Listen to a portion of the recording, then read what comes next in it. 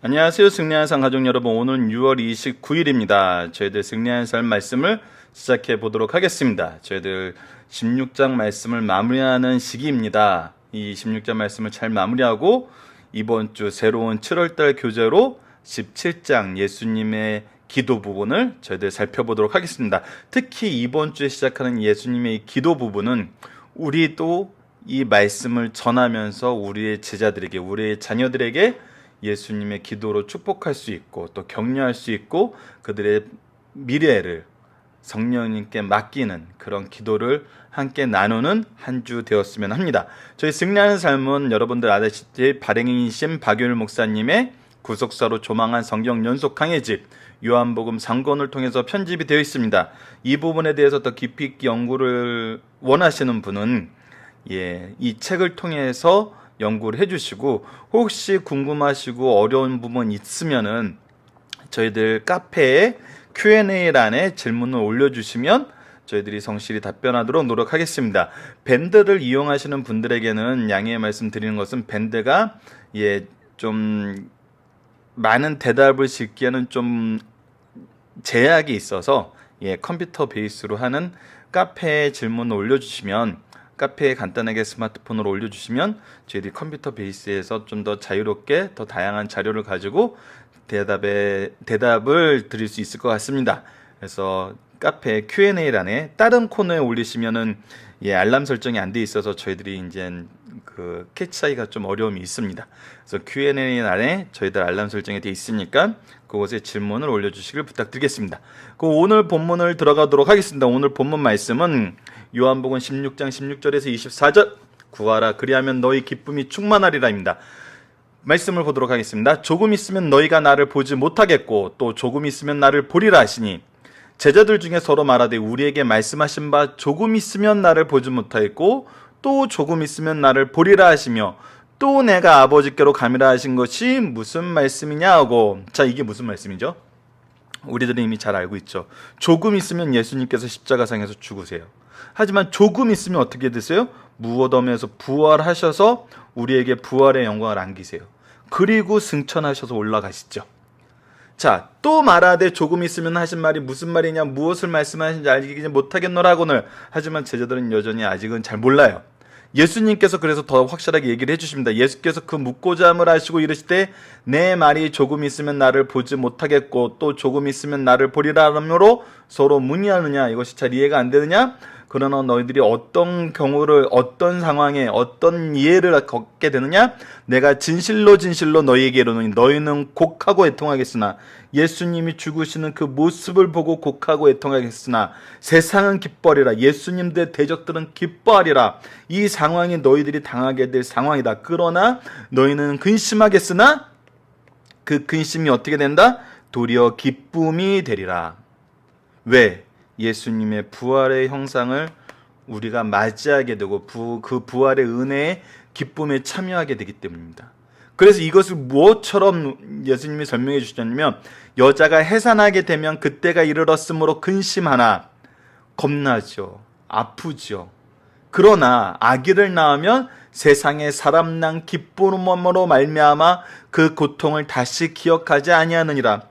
마치 예수님이 떠나가시는 것은 우리에게 아픔과 그 고통으로 인해서 두렵고 떨리지만, 그 아이가 태어났을 때 겪게 되는 그 기쁨과 감사함은 우리가 그 고통을 잊을 만한 그 기쁨이 되므로 우리가 다시는 기억하지 않는 것처럼, 예수님이 떠나가며 예수님이 십자가에 달리는 그 두려움과 그 아픔은 다시 기억되지 않은 부활의 영광과 부활의 은혜와 그 사랑으로 우리에게 충만하게 된다는 거죠. 지금은 너희가 근심하나 내가 다시 너희를 보리니 너희 마음이 기쁠 것이요. 다시 만날 것을 얘기를 해줘요. 그래서 그 기쁨을 얻게 해요. 너희 기쁨을 빼앗을 자가 없으리라.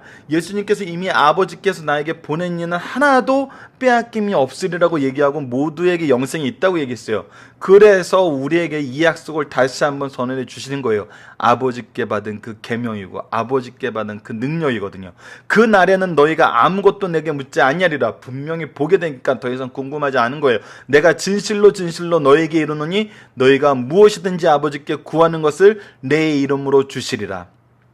이제 하나님께 기도하고 예수님 이름으로 기도했을 때 그것이 우리에게 주어진다는 거예요. 지금까지 너희가 내 이름으로 아무것도 구하지 아니었으나, 지금까지 예수님 이름으로 구해야 되는 그 이유도 몰랐고 그 내용도 몰랐어요. 그러나 이제 알게 돼요. 모든 걸 분명하게 알게 돼요. 구하라, 그래야면 받으리니 너희 기쁨이 충만하리라. 그렇다고 아무 기도나 다 들어주시는 건 아닙니다. 우리 이 부분은 확실하게 하고 넘어가죠.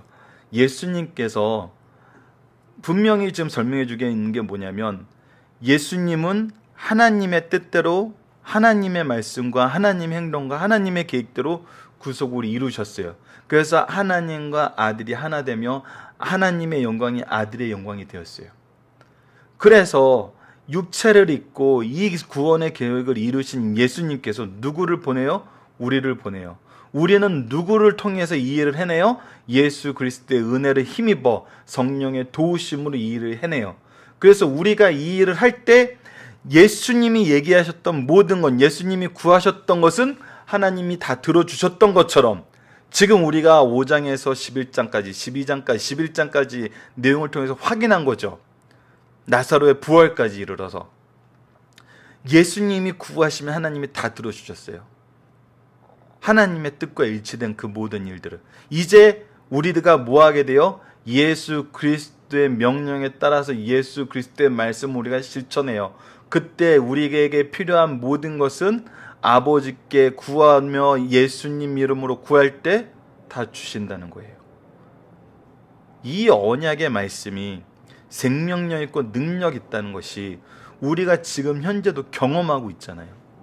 그래서 이거야말로 다시 한번 얘기하지만 하나님이 살아계시다, 하나님이 통치하시다, 하나님이 예수 그리스도를 통해서 구원을 해주셨고 성령께서 이 구원을 우리에게 적용시키고 계신다. 이것이 바로 우리에게 주신 약속의 내용이고, 이 내용이 이루어지면 우리가 지금 매 순간순간 시대마다 사건마다 경험하고 있죠. 이거보다 더 확실한 것이 어디 있겠습니까? 자, 그래서 오늘 본문 묵상하기는 제자들의 근심과 걱정을 기쁨으로 바꾸시는 예수님의 말씀을 통해 우리가 누릴 기쁨의 좋은 소식이 무엇인지 묵상해 봅시다. 그래서 20절 말씀은 너무 분명하게 나타나죠. 내가 진실로 진실로 너희에게 이르노니 너희는 곡하고 애통하겠으나 예수님을 이름으로, 예수님 십자가에 죽으심으로 세상은 기뻐리라. 이제 그들을 악하다고 하는 예수님이 없어서 자기네들이 이 예수를 이겼다고 생각하고 자기네들의 권세가 계속될 거라고 생각하고 있지만 어떻게 돼요? 너희의 근심하게 쓰는 너희의 기쁨이 도리어, 너희의 근심이 도리어 이제 기쁨이 되는 그 상황이 온다는 거예요. 이 기쁨을 얻은 제자들의 모습을 우리는 사도행전에서 확인할 수 있습니다. 사도행전 5장 29절에서 32절 그리고 41절의 모습을 봅시다. 베드로와 사도들이 대답하여 이르되 사람보다 하나님께 순종하는 것이 마땅하니라. 너희가 나무에 달아 죽인 예수를 우리 조상의 하나님이 살리시고 이스라엘에게 회개함과 죄사함을 주시려고 그의 오른손은 높이사 임금과 구주로 삼으셨느니라. 우리는 이 일의 증인이요 하나님이 자기에게 순종하는 사람들에게 주신 성령도 그러하니라. 너무나 분명하게 얘기하고 있어요. 예수님은 하나님이 보내시는 거예요. 그리고 어떤 죽음을 당했어요? 나무에 달아 죽임 바 되었어요. 왜 나무에 달아 죽임 바 되었냐고 더 정확하게 얘기하는 이유가 뭐냐면, 구약적인 율법적인 사상에서 나무에 달려 죽은 거는 죄로 인해서 하나님의 저주를 받았다는 뜻이에요. 분명하게 얘기해 주고 있어요. 예수님은 하나님의 저주를 받아 죽었어요. 그 저주는 누구에게 올 저주였어요? 바로 우리에게 올 저주였어요. 우리에게 올 죄의 심판이었어요. 그 심판을 예수님이 다 감당하신 거예요. 그래서 이 예수님이 심판에 의해서 죽으셨지만 누가 다시 살리세요? 하나님이 다시 살리세요. 그리고 이스라엘에게 무엇을 줘요? 회개함과 제사함을 줘요. 회개함과 제사함을 주어 우리로 하여금 예수 그리스도의 은혜로 말미암아 죄의 사함을 얻게 하세요. 우리는 이 일의 증인이에요. 이제 우리의 기쁨이 충만하게 되면 우리가 무엇을 하게 되냐면 바로 이 증인의 삶을 살게 돼요. 그리고 누구도 또 그래요. 하나님이 자기에게 순종하는 사람에게 주신 성령도 바로 이것을 증언해요. 우리가 혼자 하는 게 아니에요. 성령께서 함께 하세요. 사도들은 그래서 매를 맞고 쫓겨나는데도 뭐라 그러냐면 사도들은 41절입니다. 사도들은 그 이름을 위하여 능력받는 일에 합당한 자로 여기심을 기뻐하면서 공의 앞을 떠나니라. 이 일에 증인되는 것이 기쁜 일이라는 거예요. 그래서 두려움과 근심이 기쁨이 되고 이 기쁨이 무엇을 이루게 했냐면 증인되는 삶을 이기게 했고 이 증인되는 삶은 능욕받는 일까지도 이기는 세상이 감당 못하는 믿음의 사람으로 그 안에서도 기뻐할 수 있는 승리의 사람으로 우리를 변화시켰다는 거예요. 이것이 복음의 능력이라는 거죠. 하나님의 능력이고 예수 그리스도의 은혜고 우리에게 승리라는 겁니다. 자, 본문의 중심 사상을 보도록 하겠습니다. 오늘 본문의 중심 사상은 이제 전반적인 내용을 먼저 살펴보는 시간을 갖습니다. 주님의 다락방 강화는 14장에서 16장, 이것은 산상본 마태복음 5장 7장 말씀과 더불어 너무나 귀한 설교예요. 다락방 강화의 마지막 부분인 16장 16절에서 33절 내용은 예수께서 조금 있으면 십자가를 지시고 제자들과 이별을 해야 되므로 외형적으로 매우 슬픈 일이나 주님의 구속사역을 바로 알게 되면 기뻐할 수 있음을 가르쳐줘요. 기뻐할 수 있는 이유를 세 가지로 얘기해 주죠. 첫 번째 16절로 22절에서 그리스도의 임재의 기쁨을 누리게 돼요. 예수 그리스도의 임재의 기쁨을 누리게 됩니다. 우리 주님께서 십자가상에서 대속의 죽음을 통해 우리를 구원하시려고 잠깐 떠나시나 조금 있으면 부활하심으로 다시 보게 돼요. 부활의 영광의 임재를 확인하게 돼요. 이때 기쁨은 출산한 여인이 해산의 고통은 극심하였으나 새 생명의 태어남을 인하여 기뻐한 같다는 예수님의 설명이 우리에게 주어지면서 이 기쁨을 기대하게 하죠. 23절로 27절에는 예수 이름으로 드리는 기도를 통해 응답받아 필요들이 채워지는 경험은 지극히 큰 기쁨의 근원이 된다는 거예요. 이제 예수 이름으로 기도한 그 내용은 예수께서 이루어 주시겠다고 약속하셨어요. 지금까지 제자들은 요구 사항들은 예수님께 가져왔으면 그분이 그들을 위하여 하나님께 기도를 드리는 거였어요. 그러나 이제는 제자들이, 성도들이 예수님의 이름으로 기도함으로 응답받는다는 거예요. 오히려 직접적인 길이 열린 거죠. 주 안에서 풍성한 삶을 살게 되는 기쁨을 경험하면서 살아가게 된다는 거예요. 예수님이 이 땅에 없으셔서 우리가 예수님을 찾아갈 수 없어요. 우리 이제 요한복음에서 보여줬던 그 모습을 다시 할 수는 없어요. 근데 언제 어디서나 예수 그리스도의 이름으로 기도하면 하나님께서 들어주신다는 거예요. 오히려 시간과 공간의 제약을 뛰어넘는 이 기도의 문이, 확실한 문이 열림을 우리에게 가르쳐주고 있죠. 주께서 이기셨고 우리도 그 승리를 공유하게 된다는 것을 우리에게 얘기해줘요. 28절에서 33절입니다. 주님께서 지금까지 비유로 말씀하시다가 16절에서 17절까지였어요. 직접적으로 말씀하셔요. 28절 내용입니다. 그때서야 제자들은 깨닫겠다고 하나 주님께서는 제자들이 곧 주를 버리고 떠날 것이라고 말씀하세요. 깨달은 것 같고 느껴지는 것 같지만 아직 그 말씀의 능력을 받지 못해요. 내가 세상을 이기겠노라고 말씀하세요. 예수님은 오히려 이제 이 제자들의 떠남을 얘기하면서도 세상을 이기겠다고 얘기하세요.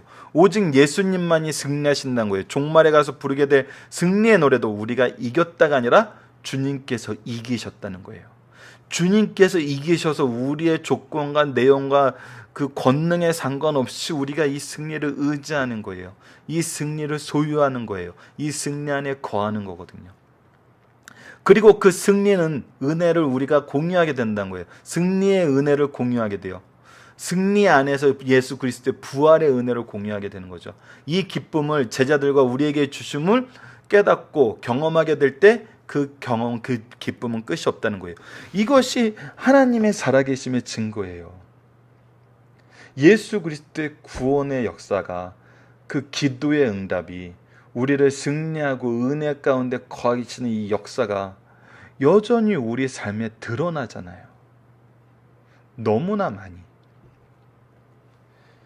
그래서 우리를 보는 사람이 누구를 볼 수 있다는 거죠?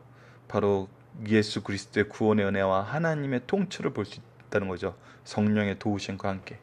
자, 본문의 중심 사상입니다. 성령께서 우리의 마음을 열어주실 때 말씀을 바로 깨닫게 된다는 거예요. 예수님은 하나님의 뜻하신 바를 가장 분명하게 말씀하시는 분이에요. 예수님의 가르치신 방법에 가장 익숙한 사람들은 제자들이에요. 그러나 예수께서 십자가의 죽으심과 부활을 예고할 때 그들은 이해할 수 없었어요. 이는 그리스도의 말씀 속에는 측량하기 어려울 정도로 무한히 깊은 의미가 들어있기 때문이에요. 아직 이 세상이 경험하지 못해요. 그러나 성령께서 우리의 마음의 눈을 열어 주의 말씀을 읽고 듣고 상고할 때 깨닫게 함을 감사해야 돼요. 그런데 우리는 이것을 성령의 역사를 통해서 우리가 정말 말씀을 통해서 풍성하게 경험하게 되잖아요. 오히려 이 시대의 사도들보다, 이 말씀을 듣는 이때의 사도들보다 더 깊이 있게 느끼게 되죠. 엄밀히 말하면 사도들이 전했던 그 말을 듣는 그 사람들보다 더 확실하게 알게 돼요. 왜요? 그 증거가 2000년 동안 더 쌓였잖아요. 너무나 많은 교회의 역사에 이 증거가 생생하게 기록이 되어 있거든요. 무릇 있는 자는 받아 풍족하게 되고 없는 자는 그 있는 것까지 빼앗기리라는 말씀, 원리가 말씀에도 적용된다는 사실을 깨닫게 하는 거예요. 이것은 우리가 정말 믿을 수밖에 없도록 우리에게 가르쳐주고 있어요. 근데 이것을 거절하는 사람에게는 이 말씀의 풍요로움을 경험하지 못해요. 이 말씀을 인정하고 받아들인 사람들에게는 이 풍요로움이 정말 점점점 더하게 된다는 거죠. 자, 다음 말씀입니다. 그리스도께서 육체로 함께하지 않음은 근심이 아니라 도리어 기쁨이 된다는 거예요. 그리스도께서 인격적, 육체적으로 함께하지 않음이 제자 성도들에게 곡하고 애통할 일이라면 세상 사람들에게는 자신의 죄와 거짓을 책망할 리가 없으므로 기뻐하고 즐거울 것이 이젠 앞으로 보여질 모습이에요. 그래서 이 얘기를 먼저 하세요. 그러나 주님께서 부활하심으로 상황이 완전 역전된다는 거예요. 재림 때에는 역전된 이 상태가 영원히 계속된다는 거예요. 이것이 다시 재역전은 없어요. 이 사실은 우리는 알고 있으나 지금 현재 제자들은 상상도 못하고 있다는 거예요. 그러므로 우리는 주의 대속의 죽으심을 믿고 하늘 보좌를 우러러 보라는 거예요. 그리고 이에 만족하지 말고 그 나라가 임하고 그 뜻이 이루어지기를 기도하면서 주신 사명을 바르게 수행하자는 거예요. 우리에게 정말 말씀의 은혜는 더 크게 임하고 있어요. 그래서 더 우리가 복된 세대에 살고 있는 거예요. 이 제자들의 시대보다. 자, 그럼 다음으로 넘어가 보도록 하겠습니다. 예수 이름으로 기도하고 그 뜻대로 구함으로 응답을 받게 된다는 것을 보여주고 있어요. 예수님의 부활의 사실을 믿음으로 인해 오는 기쁨과 함께 예수 이름으로 기도하여 응답받는 경험, 또 응답을 바라보는 믿음이 얼마나 귀한지를 가르쳐주고 있어요. 우리는 예수 이름으로 아침 저녁마다 드리는 기도를 생활 속에서 정착해야 돼요. 우리가 먼저 하나님 앞에 우리의 시간과 장소를 정해서 드릴 수 있어야 돼요.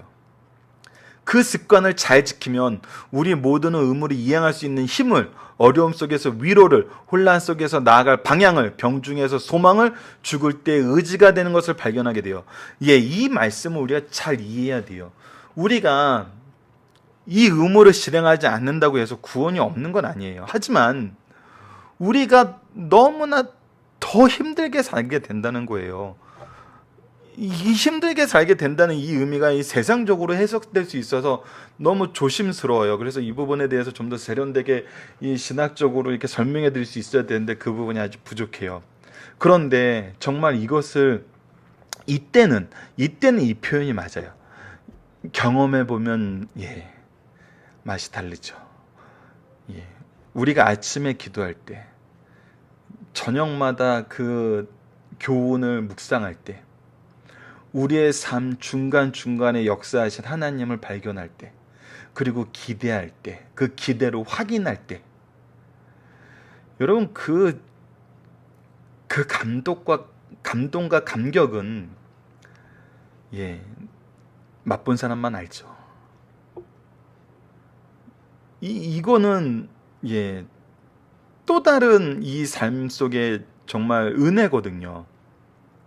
그래서 우리 신앙의 스승들은 이것을 주고 싶어서 우리 자녀들에게 정말 지속적으로 하나님을 소개하고 말씀 중심된 생활을 가르쳐 주고 있는데, 이것을 받아들이는 사람은 이것을 자기 기준으로 자꾸 생각하고 받아들이려니까 왜곡하고 힘들고 어렵고 귀찮은 거예요.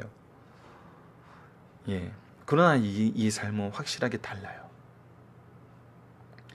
믿음을 가지고 예수 이름으로 그 뜻대로 구하며 응답하신다는 주님의 약속을 늘 삶 속에서 받아 누리는 성도들이 될 것을 가르쳐주는 말씀이에요.